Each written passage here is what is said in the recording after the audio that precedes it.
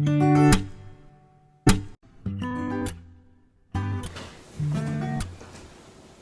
folks, it's Brie here from Olivelle. As many of you are experiencing, I am at home right now in quarantine, trying to find things to do with my time. Besides the fact that I have a 6 and an 8-year-old, so they are keeping me plenty busy. But now is a better time than ever to bring you into my home, give you some inspiration, keep you excited, keep you inspired so that we continue to enjoy the time that we do have at home, enjoy our time cooking, and just have fun, make the most of the situation. Today I'm going to put together a few of my staples right now. I'm currently obsessed with toast and bread, but at the same time trying to make sure I get lots of veggies and lots of healthy things in my diet. So I am going to go ahead and whip up a really quick artisan toast with kind of a panzanella salad on top, and then I'm going to give it another spin by making it more of an avocado style toast. So I'm going to go ahead, start here, show you some of the basics, and here we go. So first and foremost, if you do have any bread, this is On the Rise Panzanella. Amazing artisan bread. I do have another one here from Wild Crumb. These are both local bakeries right here in Bozeman. Lots of variety here. Honestly, any type of artisan bread works great. This one's kind of more of a sandwich style loaf. This one here, obviously I've been eating it the last few days, so there's only a little bit left. The best part about something like this though, they freeze really well. We can pull them out and we can turn them into some amazing crostini really quickly, and then we can have a really fresh, vibrant piece of bread. So what I'm gonna do, I'm gonna cut these into kind of 1/2 inch size pieces here. The best part about a dish like this is my family's been loving it as well. It's super fun, super vibrant. It uses a lot of ingredients that we have at home, or we can order through our grocery service. I know I've been taking full advantage of Smith's delivery. If you have that same luxury, if you haven't tried it yet, it's phenomenal. I mean, I have all this fresh produce here, not because I'm going out, because I'm not allowed to go out, but because of home delivery grocery service. So, first and foremost, baking sheet. Throw our slices of baguette or slices of bread, just a nice rustic bread on our baking sheet. We'll save that one as well. I am going to do these little pieces of sourdough as well. I'm going to take just a nice Frantoia extra virgin olive oil. If you know me, you know that I love caramelized garlic as well. That's another great option. Don't feel like you're stuck using any one particular thing, but I do have to say, I mean, the quality of your oil obviously affects the finished product. For these, because I didn't drizzle all over, I am going to turn them over. Best part about making crostini or making anything on a metal pan is oil, when it starts to get hot, it tries to find the coldest part in the pan.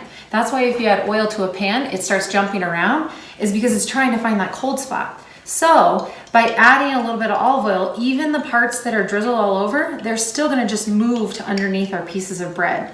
I actually noticed that the bottom of the bread gets a little bit crispier and more delicious than the top of the bread, which is one of my favorite things. So, Frantoia, extra virgin olive oil, some nice bread. We're going to throw this in the oven. We're at 400 degrees here. We're going to give these about 15 minutes. And then at the same time, I'm going to just prep our veggies. So, just wipe off our cutting board. Okay, peppers. Cutting peppers 101. Basically, a lot of people were taught just to cut the top off, but it seems so wasteful. Instead, I like to set it upright on a flat surface, and then I take my knife and I basically go around the edges. Okay. Peppers. Now we have all these nice little petals. We can go ahead and we can cut them into strips, and then we can turn them into a dice. I'm usually going for 1/4 inch size pieces. Don't get too fancy here. I mean, yes, can we cook like a chef wants to in a restaurant and make it all pretty? Yeah, but it seems a little wasteful. And so sometimes we just want to kind of get the food on the table in as fast a method as possible, where it's still healthy, it still tastes great. Last night, my 8-year-old made this recipe for the family. That's how simple this is. So if we teach our kids knife skills early on, anyone can really do this, which is exciting.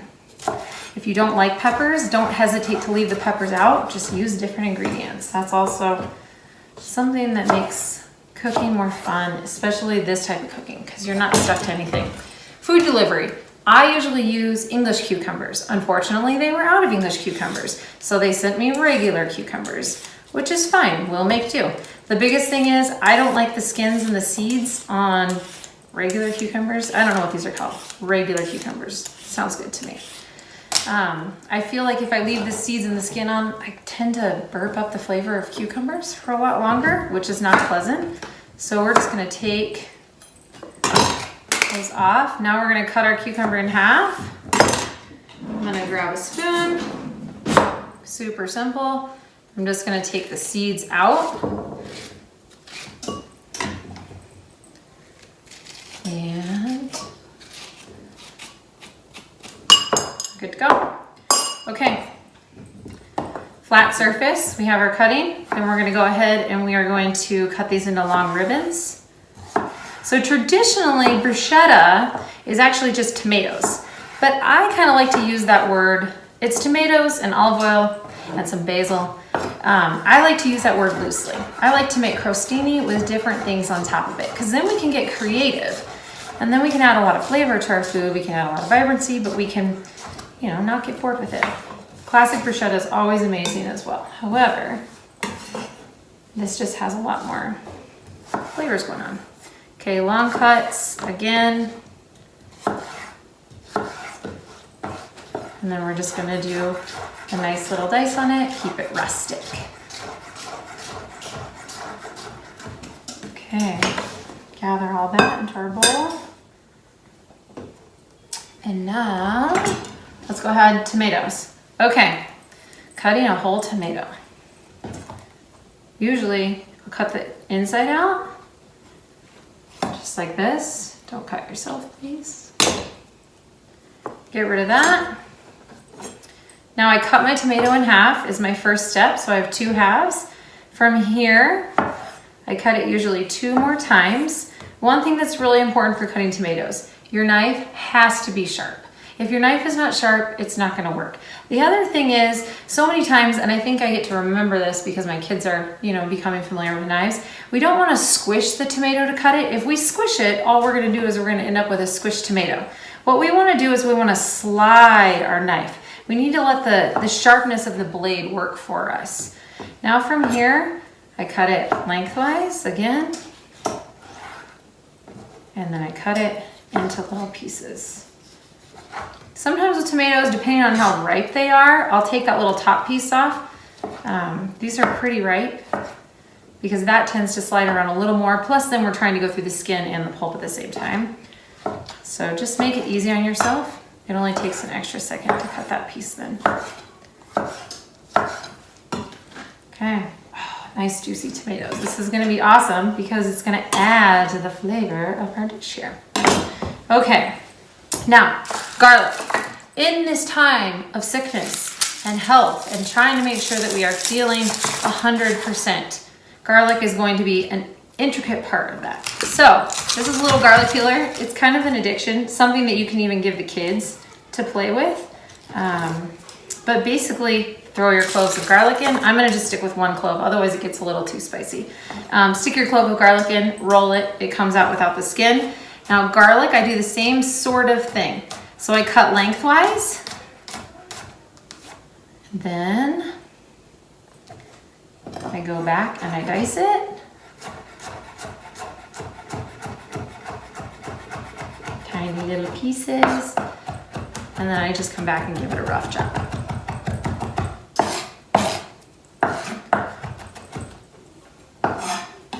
Beautiful. If you don't like garlic, don't use the garlic. Okay, same cutting technique as pretty much everything else. Shallot. If you don't have a shallot, use an onion. Use a red onion. Use what you have. That's what's nice about this. My onion cutting techniques is one of my favorites though. First and foremost, I cut this in half. Okay, we have 2 halves of an onion. Keeping the skin on. Then I cut the tip off.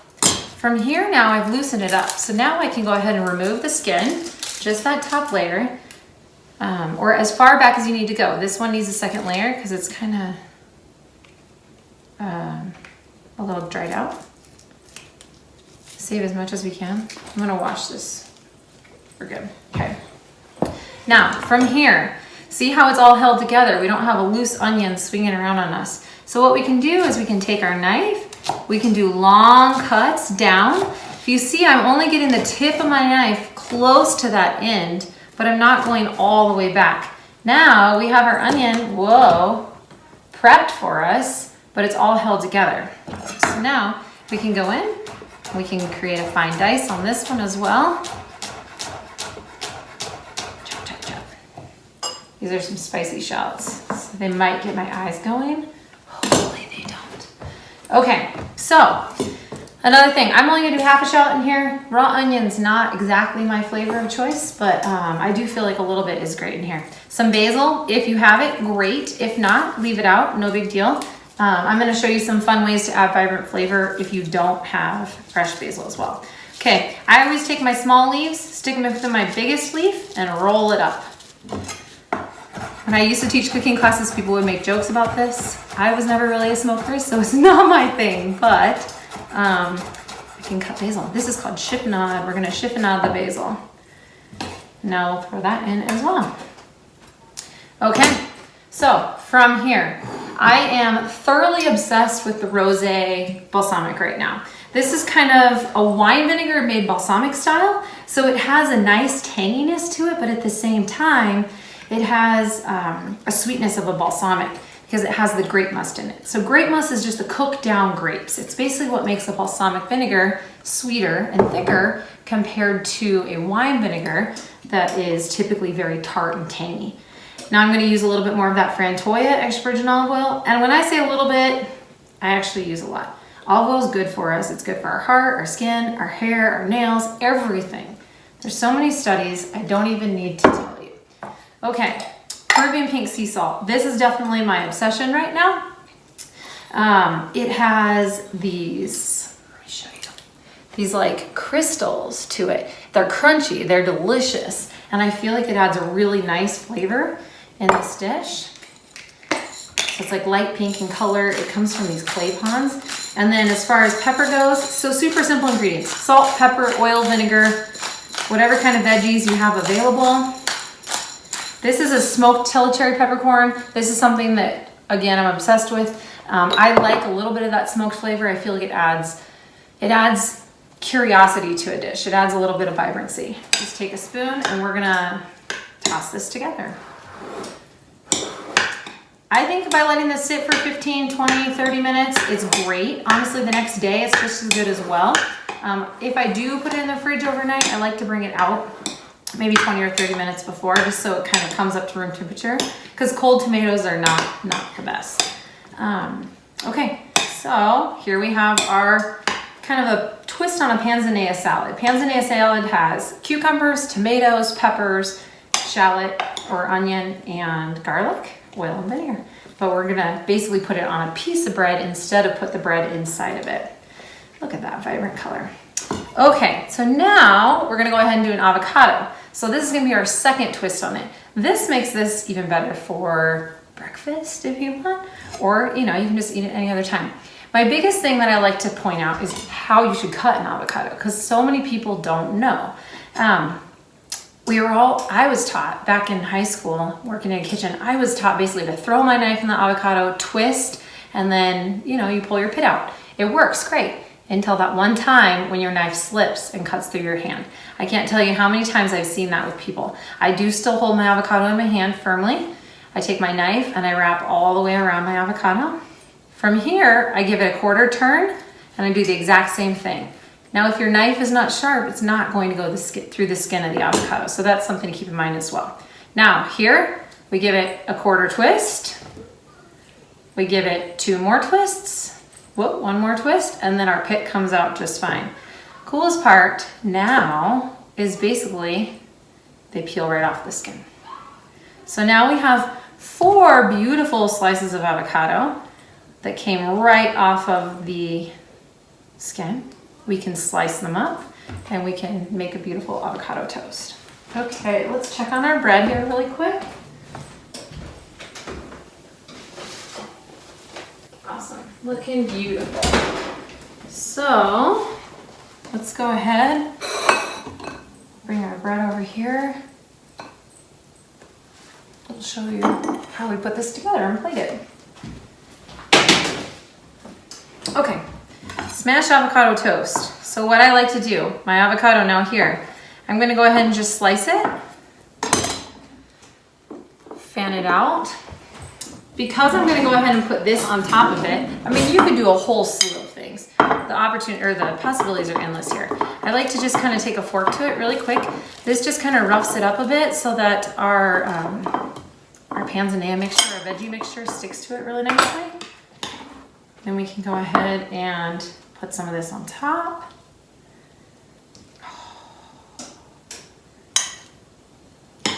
Pretty hungry right now.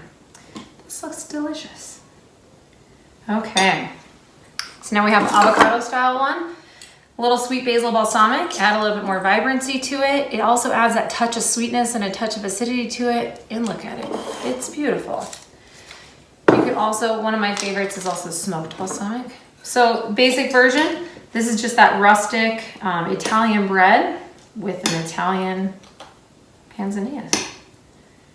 The other night I actually made this as well, and I stuck it on the top of some greens with some cooked farro, which was delicious also. So it kind of became a salad, but without the bread. I kept it gluten-free by using the panzanella or the farro and some salad greens. So we added even more veggies to it.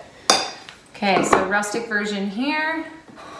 A little balsamic on top.